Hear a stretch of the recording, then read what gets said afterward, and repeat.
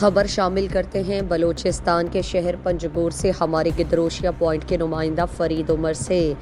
جمعیت علماء اسلام کے صوبائی general secretary اور رکن قومی اسمبلی سید آغا محمود شاہ نے ضلعی امیر حافظ محمد اعظم بلوچ، صوبائی نائب امیر خالد ولید سیفی، حاجی عطا اللہ، حاجی عبدالعزیز مولوی علی احمد اور دیگر علاقائی قیادت کے ہمراہ تصب دارالتوحید مدرسے میں ایک پرہجوم پریس کانفرنس سے خطاب کرتے ہوئے کہا کہ جمعیت نے مولانا فضل الرحمان کی قیادت میں پی ڈی ایم کے ساتھ مل کر طویل جدوجہد کے ذریعے عمرانی حکومت کو گھر بھیجا۔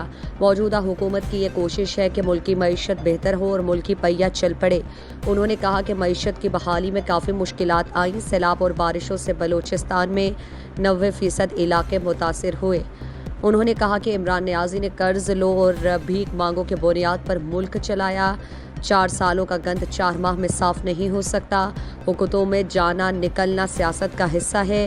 جام کمال نے نمائندوں کو بائی پاس کر کے غیر منتخب لوگوں کو فنڈز دیے تھے۔